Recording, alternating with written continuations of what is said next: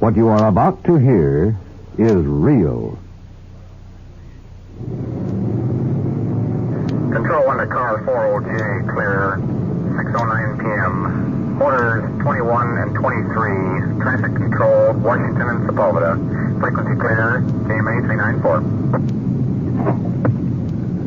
56-1 in service, starting mileage 12,321, 12321. Officers Perkins and Walters. 1 to 56, mileage 12,321. Detective Unit 56 in service on the night watch. This is Don Reed, police recorder. Tonight you're riding in a detective unit just reporting for duty on the night watch. This is a black sedan, radio buried in the glove compartment, plain clothes. No identification as a police car. And while you're with us, remember, we have no way of knowing where we're going or what we're going to do. But there's one thing for sure. The two detectives up front, the people you'll meet, they're not actors. You see, this is it. This is real. This is Night Watch.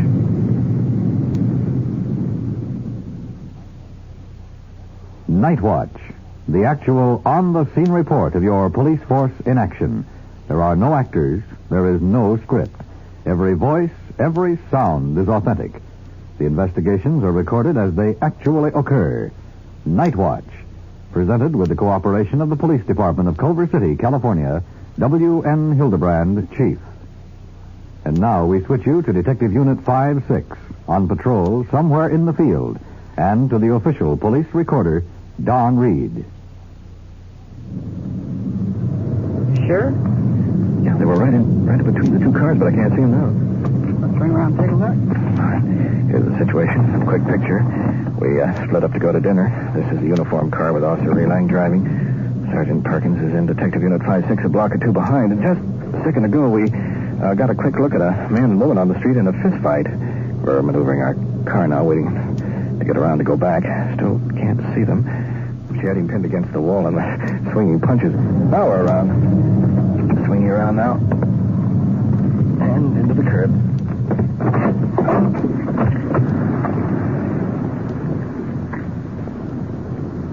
The couple have moved off the street and into a pickup truck just in front of us.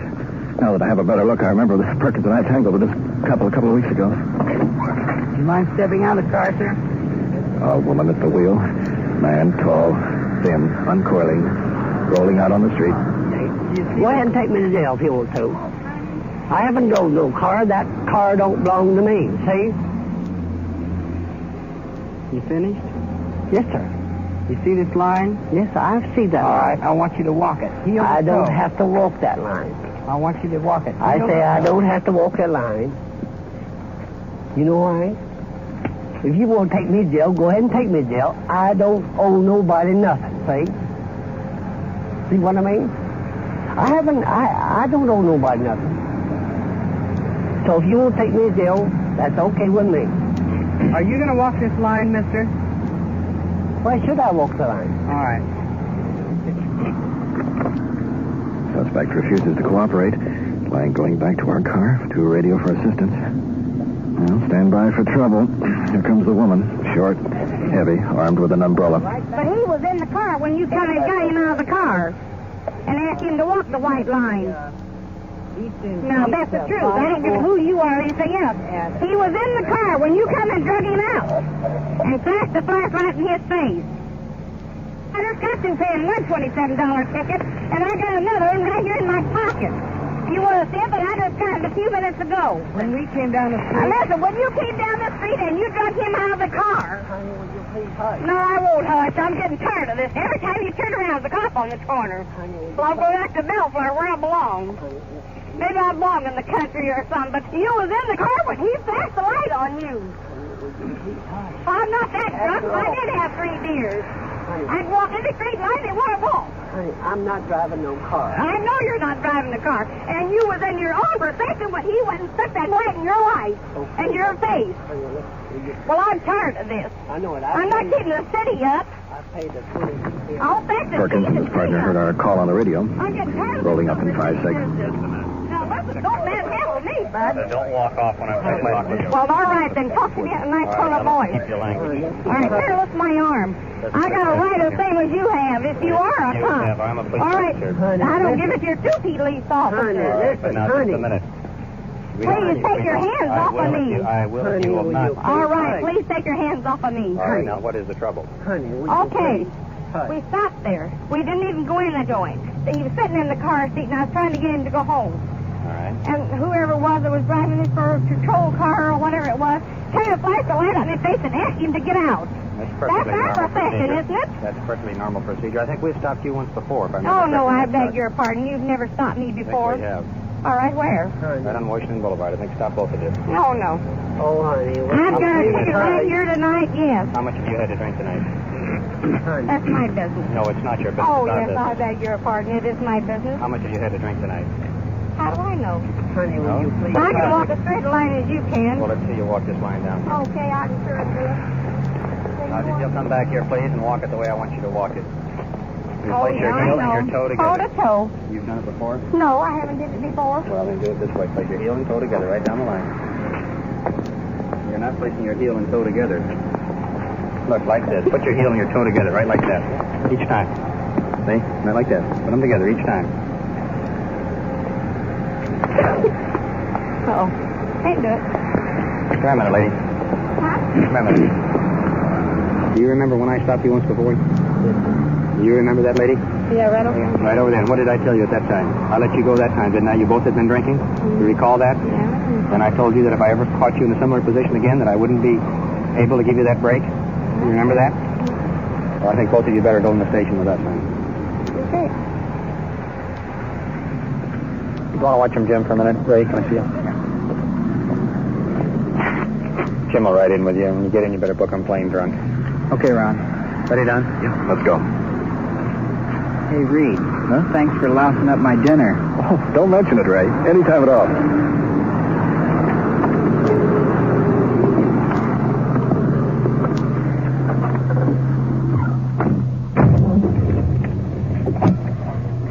A 5-6-1 on that 214 call. The 5-4 has a couple of 447s in custody, and they're en route to the station. We're clear. And requesting 7 at the New China Cafe. It's 5500 Washington Boulevard. Control 1 to 5-6. Cancel code 7 and take this call. Meet car 5-3 at 2938 Burnsford. 2938 Burnsford. Citizen holding a prowler. 5-6, Roger. Reed, I think you're beginning to be a jinx. First you louse up Ray's dinner, and there goes ours. Gee, I'm sorry, fellas. Tell you what, tomorrow I'll bring a box lunch.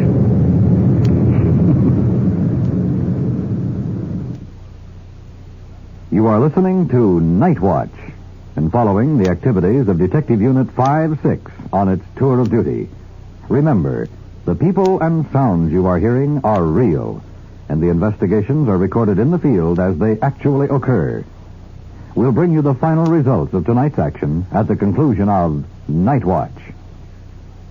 And now we switch you back to Detective Unit 5-6, somewhere in the field, and to the official police recorder, Don Reed.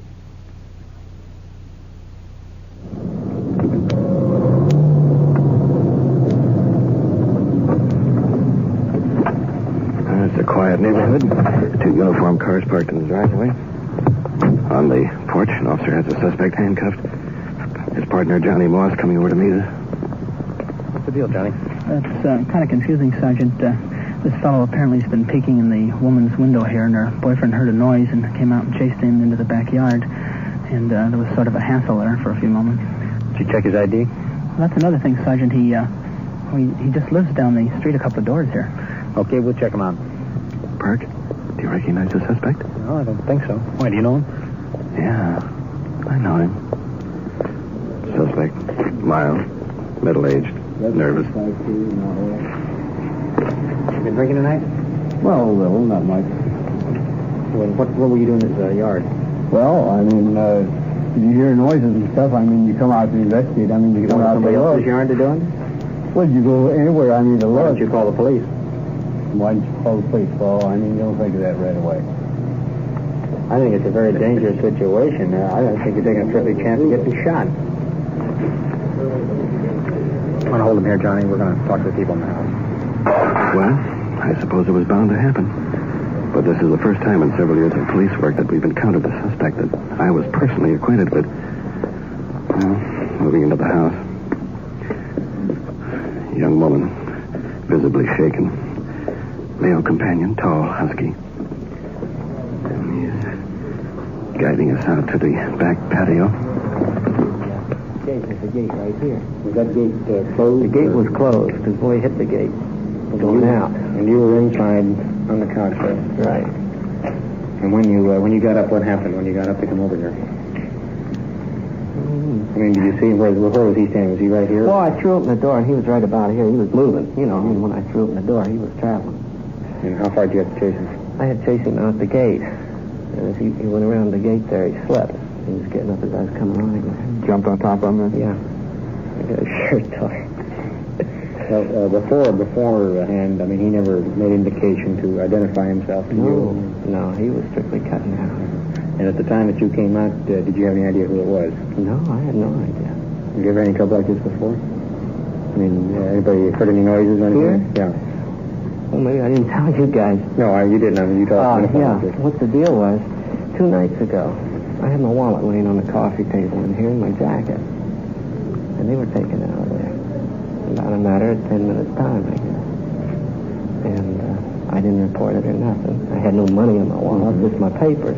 And I didn't figure it'd really do any good. So I just went down and got my papers. But that was the deal why tonight. Even then, I thought maybe it was hearing things, but I knew somebody had been in the house. And I mean, she's all shook up because she's here along with the 2 kids. Well, when your wallet was taken, was this door unlocked, or do you have any idea how they got in to get us in? Well, I did. I checked the back door, and it was opened up. I mean, she's never had any trouble here before. She always leaves her doors open, I guess. You know, they're locked. But since then, she's been keeping them locked, see? Well, this may be the answer to that problem down here. Yeah. I wanted to find my wallet out of the deal. Moving back into the house. Pretty well established. This man committed an act of prowling. Possibly may be connected with a burglary. Knowing his background, he doesn't need money. Good reputation as a businessman. Now the question is why? Why did he pick this house? Was he here 2 nights ago? Did he take the jacket? There's a motive somewhere. See if we can find some answers. Much simpler and much easier if you... it's much easier to find out about it now because it's going to save you a lot of embarrassment and a lot of trouble. We know what the story is, what the situation is. I'm walk away. Don't walk away when I'm talking to you. I'm not trying to walk away, pal. Now, how about this? This man has a wallet missing from here. No, sir, I haven't got You ever been in the house 2 nights ago? Where were you 2 nights ago? 2 nights ago, I was at work. You were at work? Yeah. I just got off work tonight. Just come home. You have to take him in. Placing the suspect in the back of a radio car, they'll transport him to the station. We'll question him there when we have more of a chance to concentrate. Same time, give him a chance to sort of settle his nerves. Well, it's just my personal opinion, but I feel we're not dealing with a criminal. Yet he's committed a criminal act. Now let's get back in the house again. Young woman, nervous, cigarette, blonde, attractive. I think that's probably the answer to your problems down here as far as hearing noises and prowling, because he does admit being around several times in the past. Scares me to death because I'm here alone all the time. You have a phone here, do you? Yes. Well, don't ever hesitate to call us. I mean, if you hear any noise at all, I mean, even if you're not sure that it's anything, why, just go to the phone and don't let anybody know if you're calling. Just call the police department, ask the operator of the police department. We'll send a car down, check it out, and happy to do it. Right. Right. Nice.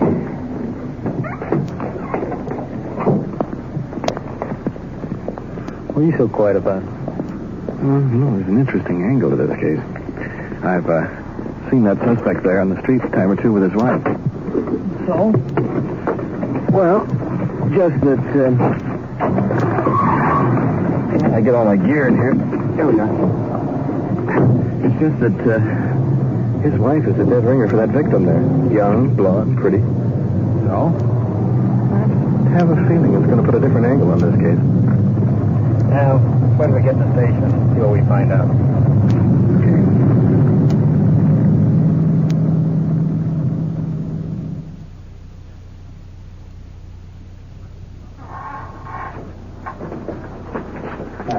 Have a chair right there.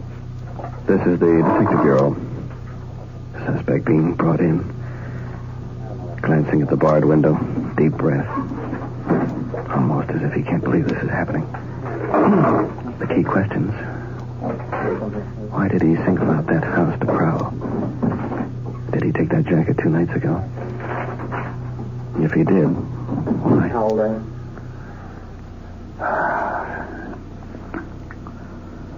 43, I believe, going on 44. And you married? Yeah. Any children? Yes, 3. 3. Well, tell me what happened tonight.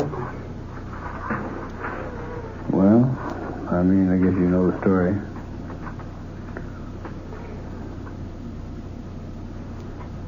Well, what, It's just, I don't know. I'm telling you, when my wife is gone, I mean, I just go to pieces.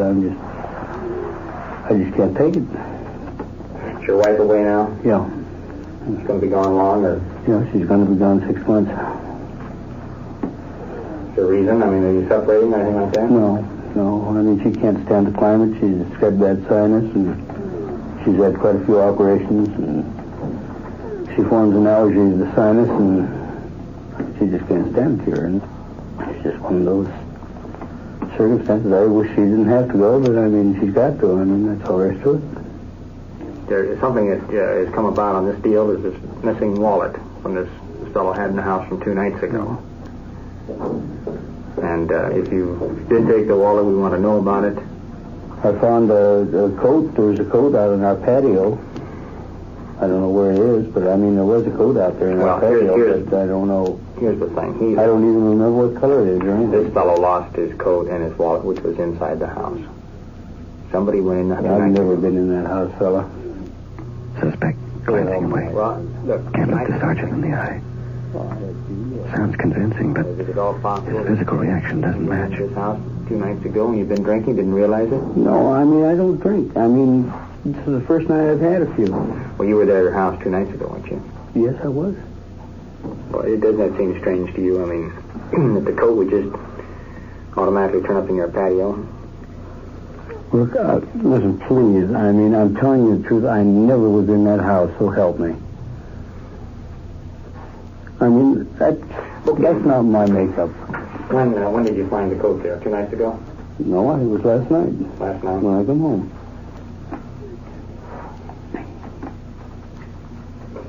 How many times have you gone around to that house there? This is the second time. Second time? That's the second time, yes. Well, we've had quite a few prowler calls in that area down there. That's the only place I've ever been. I mean, is there. Well, right now you're booked on a charge of burglary, suspicion of burglary. Oh, no. And between now and Monday, when the detectives will talk to the district attorney, is going to make the difference as to what the district attorney goes. In other words, what other information that we can furnish him about the problem that you have is going to help you. Suspect up out of the chair. Try to relax a little bit. I can't. That's why I've got those rules telling out there, because I can't realize it either way. Beginning to crack under the strain. Head down on the desk. I can't sleep at night. They won't give me any more sleeping pills. I want you to tell me the truth. I don't want you to lie. I want you to tell me just how the coat came into your possession. I don't want any lies. I want the truth. Suspect relaxing, staring at the desk.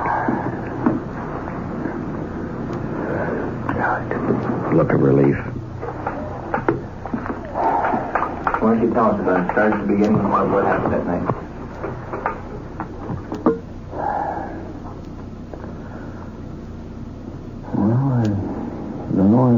come home and lights were on there. And I just went there, picked the coat up, and I don't know why. At the night when you went there, did you go to the front window first or to the back window, or? No, I went to back. And when you looked in, were they sitting on the couch or what? No. How long were you there? About 10, 15 minutes. When did you get the urge to pick up the coat? I don't know why. I mean, why does somebody do some fool thing like that? I mean, I just can't understand it. Well, we don't feel that you're a thief, but we want some explanation for why. Do you think it's an uncontrollable urge? No, because I've never had that before. I mean, I don't know. That's what I said. I wish I knew. Well, you feel then you need some sort of treatment? I don't know. I wish I could explain. I wish I knew, because I don't like it. What I want to do now, I'm going to type up a brief statement and let you read it over, and we'd like to have you sign it. Kurt, if you want to go ahead and talk to him, I'll go in the other room and type this up. Okay. I'll be back in a minute. He admits taking the jacket. The question is why. Okay. He didn't need it. Unless in his haste he thought it was the woman's and wanted to possess something of hers. Well, further interrogation may bring it out. How do you and your wife get along? And your wife at home? Get along very good? Yes. How long have you been married? Oh, about 7.5, 8 years. Well, when you went there tonight, did you go with the intention of looking in the window? No, I was just drawn by the light, and went. I think why it is because she's a blonde and my wife's a blonde, and I don't know. I think it just. I don't know. Do you picture your wife when you look at her? Would that be the feeling you get? I guess more or less. When you took this coat, did you have a feeling that perhaps the coat belonged to her and you wanted to have something that was her very own? It could have been it. I didn't think much about it. You know, we seem to be making maybe what you think is a big issue out of it. No, I know it. It seems to be a powder case, but our thought is this. I know. For future.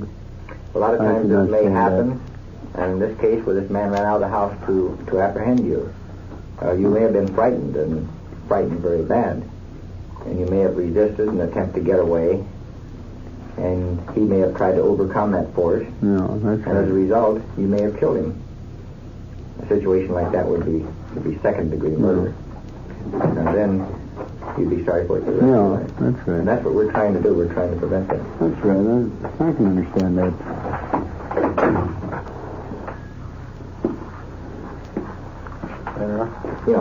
Would you read this over here and read it over and if there's any changes or corrections you want to make, or if I've made any mistakes on it, why you call to our attention, we'll change it. Is that really already? Yes. My God. We're fine. While he's looking over the statement, we have a fairly clear picture. The suspect will have to be held on a technical charge of burglary. Yet in reality, he isn't a burglar. He's meek, mild, but potentially he's capable of committing bodily harm to a victim. What makes it really dangerous is he doesn't even know.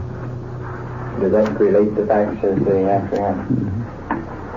We'll sign right. Put the date in right here if you will, and sign on the spot. Signature to confession.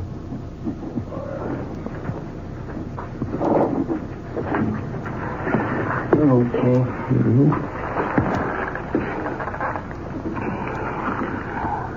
Well, we'll take you back to the cell now, and don't worry about it. It's something we just have to face. Yes, I know. I think you feel better now. Don't worry about it. Can't help being sorry for that fellow. Yeah, but actually we're doing him a favor. I guess you're right. What you have just heard is real. This investigation was recorded as it actually occurred. And now, back to police headquarters and Chief W.N. Hildebrand. Tonight's first investigation of the intoxicated couple resulted in their arrest for plain drunk. Just a special note, this case was highly censored because of the profane language directed at the officers. The final case of the man prowling is unusual even in police work. So that we may understand and recognize the symptoms, let's review this investigation. The suspect admitted prowling around this particular house because the woman occupant bore a striking resemblance to his wife. He also admitted stealing a jacket belonging to the victim because of his fixation. The thing that impressed both the officers and the court was this man needed help far more than punishment. As a result, he was sent to a hospital for psychiatric treatment. Potentially, this man was dangerous, although he would be the last to recognize this fact. Not that in his mind he would ever harm anyone, but should he become trapped when prowling, panic and fear of being caught could drive him to violence, which might result in homicide. As you ride in Detective Unit 5-6 each week, we hope you will derive more than just entertainment. We hope you'll develop a better understanding of human problems. If so, then we have a meaning for Night Watch. Thank you, Chief Hildebrand. You have been following the on-the-scene reports of your police force in action. Every voice, every sound has been real. Night Watch, brought to you through the cooperation of the Police Department of Culver City, California, is produced by Sterling Tracy and Jim Hedlock, with technical advice by Sergeant Ron Perkins, and described in the field by the official police recorder, Don Reed.